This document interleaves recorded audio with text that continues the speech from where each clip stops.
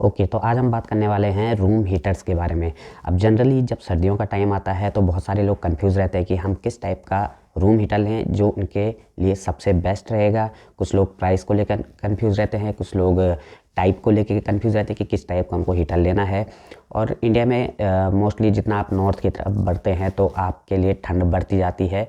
North की तरफ बढ़ने पे क्योंकि आप हिमालय के नज़दीक होते हैं तो वहाँ से ठंड का असर ज़्यादा होता है। साउथ इंडिया में इतनी ज़्यादा सर्दी पड़ती नहीं है, लेकिन अगर आप इंडिया में नॉर्थ साइड से बिलोंग करते हैं या किसी हिली एरिया से बिलोंग करते हैं तो वहाँ पे कई जगह ऐसी है जहाँ पे आपको पूरे साल भर हीटर की ज़रूरत पड़ती है।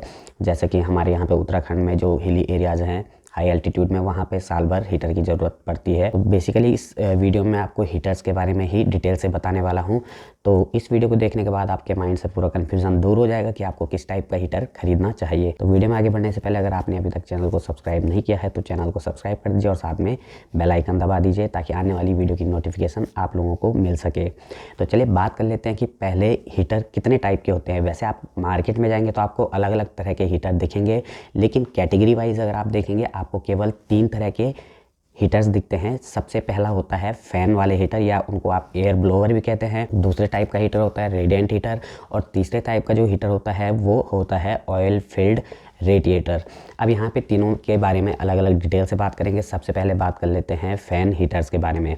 तो जैसा आप इमेज में देख सकते हैं, जिनको आप एयर ब्लोअर भी कहते हैं, इस तरह के कुछ आपको हीटर रहते हैं। ये बेसिकली काम कैसे करते हैं, इसके अंदर एक फ़ैन लगा होता है जो एयर पास करता है या एयर फेंकता है एक हीटिंग एलिमेंट के ऊपर, और उस हीटिंग एलिमेंट से जब एयर पास होके आपके पास आती है तो आपको वो गर्म हवा मिलती है। अब यहाँ पे फ़ैन हीटर में भी आपको 2 टाइप के फ़ैन हीटर देखने को मिलते हैं। एक होते हैं रेजिस्टेंस टाइप, जो कि नॉर्मल हीटर होते हैं, यानी कि उनके अंदर एक सिंपल एक रेजिस्टेंस वायर लगी होती है, या यूँ कह लीजिए कि हीटिंग एलिमेंट लगा होता है जिसपे से एयर पास होती है और गर्म हो जाती है। एक थोड़ा सा एडवांस टेक्नोलॉजी होते हैं जिनको कहते हैं PTC टेक्नोलॉजी हीटर। तो यहाँ पे PTC का मतलब है पॉजिटिव टेम्परेचर कोएफिशिएंट टेक्नोलॉजी। तो ये जो हीटर होते हैं ये अपने आप ही टेम्परेचर कंट्रोल करते हैं, यानी कि सेल्फ टेम्परेचर कंट्रोल इनके अंदर टेक्नोलॉजी का यूज़ हुआ होता है, जिसकी वजह से ये थोड़े से ज़्यादा एफिशिएंट होते हैं। यानी कि जब टेम्परेचर काफ़ी ज़्यादा कमरे का हो जाता है तो ये अपने आप से टेम्परेचर कंट्रोल करते हैं या ऑटो कट कर लेते हैं, जिसकी वजह से आपकी एनर्जी सेव होती है या इलेक्ट्रिसिटी कम यूज़ होती है। उसके बाद ये जो हीटर होते हैं वो 1000 से 2000 वाट तक के आते हैं, यानी कि आप इसमें ऑप्शन आपको मिलता है कि आप उसे 1000 वाट पे यूज़ करना चाह रहे हैं या 2000 वाट पे यूज़ करना चाहते हैं।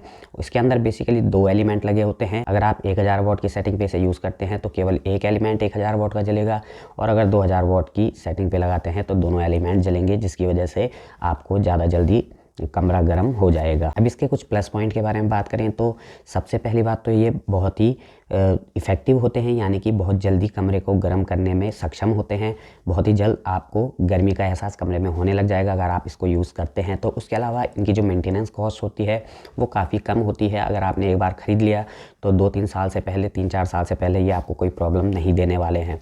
इसके जो नेगेटिव पॉइंट है उनमें सबसे बड़ा नेगेटिव पॉइंट ये है कि ये बहुत जल्दी ऑक्सीजन बर्न करते हैं, क्योंकि इनके अंदर जब एयर पास होती है फ़ैन के थ्रू तो जब वो हीटिंग एलिमेंट से टकराती है तो उसकी वजह से ऑक्सीजन बहुत ज़्यादा बर्न होती है, जिसकी वजह से कुछ लोगों को सफोकेशन भी होने लगती है इस हीटर को यूज़ करके।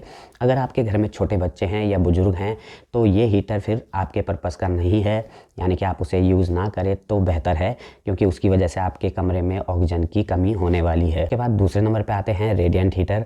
अब ये जो रेडिएंट हीटर होते हैं ये भी 3 टाइप के होते हैं। सबसे पहला होता है हैलोजन हीटर, जो कि आप मेरे पीछे ये रखा हुआ देख सकते हैं।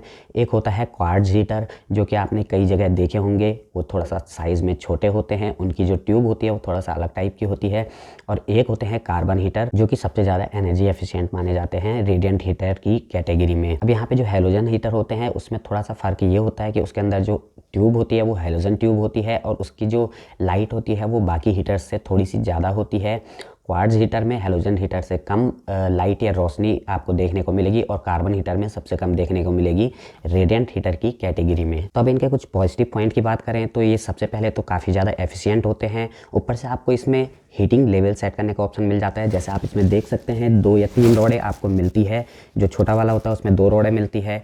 इसमें 3 रॉडें हैं, आप चाहे तो सिंगल रॉड यूज़ कर सकते हैं। और इसमें नॉर्मली 400 वॉट की जो रॉड होती है वो लगी होती है, यानी हेलोजन ट्यूब लगी होती है। और जो कार्बन हीटर होते हैं उसमें लगभग 600 वॉट की 2 रॉडें लगी होती है। आप चाहें 600 वॉट यूज़ कर सकते हैं, 1200 वॉट यूज़ कर सकते हैं। इसमें आप 400, 800, 1200 वॉट यूज़ कर सकते हैं। तो इसका मतलब ये मैक्सिमम 1200 वॉट के जनरली आते हैं। और जो फैन हीटर होते हैं उसमें आपने देखा है कि 1000 और 2000 वॉट के ऑप्शन आपको मिलते हैं। तो यानी कि आप अगर फुल मोड पे उसे चलाएंगे, फुल हीटिंग मोड पे चलाएंगे तो आपको 2000 वॉट खर्च करनी होगी, जबकि यहाँ पे आपको 1200 वॉट में काफ़ी अच्छी हीटिंग मिल जाती है। उसके अलावा ये कॉम्पैक्ट होते हैं, आप इजीली कहीं भी ले जा सकते हैं। और साथ में इनके अंदर एक चीज़ और होती है, ये रोटेशनल भी होते हैं और इनके अंदर एक स्विच लगा होता है नीचे से। अगर ये गिर जाते हैं तो ये ऑटो ऑफ हो जाते हैं, इसकी जो पावर है वो ऑटो कट हो जाती है। तो ये काफ़ी चीज़ें हैं जो छोटे छोटे पॉइंट है इन हीटर्स को फ़ैन हीटर्स के मुकाबले ज़्यादा बेटर बनाते हैं। और ये जो ऑक्सीजन बर्न करते हैं वो कम करते हैं। अगर इसके नेगेटिव पॉइंट्स की बात करें तो इनकी जो मेंटेनेंस होती है वो थोड़ा सा ज़्यादा होती है, क्योंकि इनकी जो अगर ट्यूब होती है वो एक बार ख़राब हो जाती है तो वो रिपेयर नहीं हो सकती है, उसे चेंज करना पड़ता है और थोड़ा सा महंगी पड़ती है। हालांकि जब जो नया हीटर आता है उसमें आपको 1 साल, 1.5 साल, 2 साल की वारंटी मिलती है, लेकिन उसमें जो ट्यूब होती है उसकी वारंटी उसमें इंक्लूड नहीं होती है। यानी कि अगर ट्यूब में कोई प्रॉब्लम आती है तो आपको उसका रिप्लेसमेंट नहीं मिलने वाला है और आपको ट्यूब खुद के पैसे से चेंज करवानी पड़ेगी। अगर प्राइस की बात करें तो ये लगभग फ़ैन हीटर के जितने ही प्राइस के आते हैं। हालांकि कुछ हीटर्स थोड़ा सा महंगे आते हैं, जैसे कार्बन हीटर्स थोड़ा महंगे भी आते हैं, और जो क्वार्ट्ज हीटर हैं वो थोड़े सस्ते आते हैं, जो कि फ़ैन हीटर से काफ़ी सस्ते पड़ते हैं।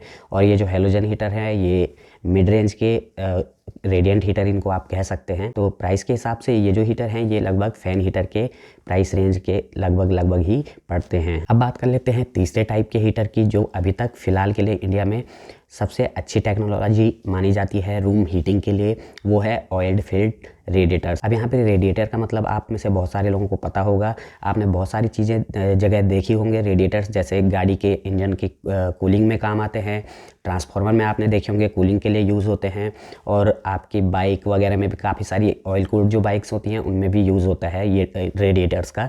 तो यहाँ पे जो होता है ऑयल फिल्ड रेडिएटर्स में एक तरह से रेडिएटर्स होता है और उसके अंदर ऑयल भरा जाता है।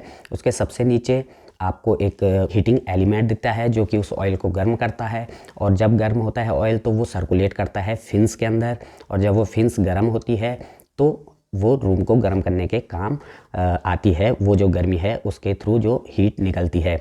लेकिन यहाँ पे एक सबसे बड़ी कमी जो radiator in oil field radiators की है वो ये है कि ये काफ़ी देर में गर्म करना शुरू करते हैं। यानी कि अगर आपके पास टाइम बिल्कुल नहीं है और आपको तुरंत इंस्टेंट हीट चाहिए तो फिर ये आपके किसी काम के नहीं होने वाले हैं, क्योंकि ये कम से कम 20-25 मिनट से आधा घंटा गर्म होने में लगाते हैं, लेकिन काफ़ी ज़्यादा एनर्जी एफिशिएंट होते हैं और आपके काफ़ी बड़े कमरे को भी ये कवर कर सकते हैं। इनके जो फिन्स होते हैं उनके हिसाब से अलग अलग टाइप के आते हैं, 9 फिन्स में आते हैं, 11 फिन्स में, 13 फिन्स में।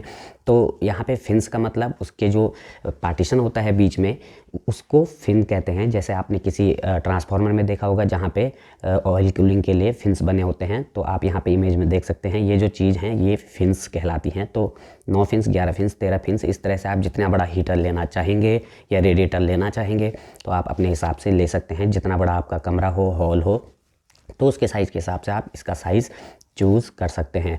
एक जो और इसका माइनस पॉइंट है वो ये है कि ये काफ़ी ज़्यादा महंगे आते हैं। जो इनकी स्टार्टिंग प्राइस रेंज है 7-8 हज़ार से आपको मिलना शुरू होते हैं, 12-13-14 हज़ार तक आपको ये मिल जाते हैं। लेकिन काफ़ी ज़्यादा एनर्जी एफिशिएंट होते हैं और काफ़ी अच्छा काम करते हैं। ऑक्सीजन को बिल्कुल भी बर्न नहीं करते हैं, यानी कि ऑक्सीजन लेवल को कम नहीं करने वाले हैं आपके कमरे में अगर आप इसको यूज़ करते हैं। तो इस हिसाब से देखा जाए तो ये काफ़ी ज़्यादा वैल्यूएबल प्रोडक्ट होता है। उसके अलावा इसमें आपको एक पीटीसी का ऑप्शन भी देखने को मिलता है, यानी कि जब तक इसके जो फिन्स है वो गर्म होते हैं उतने टाइम के लिए आप यहाँ पे पीटीसी यूज़ कर सकते हैं, यानी कि पॉजिटिव टेम्परेचर कोएफिशिएंट। वो सामने की तरफ से आपको एक फ़ैन लगा हुआ मिलता है जो कि आपको इंस्टेंट गर्म हवा देता है, और जब आपके फिन्स गर्म हो जाएं, आपका रेडिएटर काम करने लग जाए, तो तब आप उस पीटीसी को ऑफ़ करके रेडिएटर का यूज़ कर सकते हैं। तो ये 3 टाइप्स थे रूम हीटर्स के, जो कि आप अपनी ज़रूरत के हिसाब से ख़रीद सकते हैं, चूज़ कर सकते हैं, सेलेक्ट कर सकते हैं। उम्मीद है आपको अच्छे से समझ में आया होगा। अगर वीडियो के बारे में कोई क्वेश्चन हो आपके मन में तो नीचे कमेंट करके पूछ सकते हैं। वीडियो पसंद आए तो वीडियो को लाइक और शेयर करना मत भूलिएगा, चैनल को सब्सक्राइब कर दीजिएगा और साथ में बेल आइकन दबा दीजिएगा। फिलहाल इस वीडियो के लिए इतना ही था, मिलते हैं नेक्स्ट वीडियो में, तब तक के लिए जय हिंद।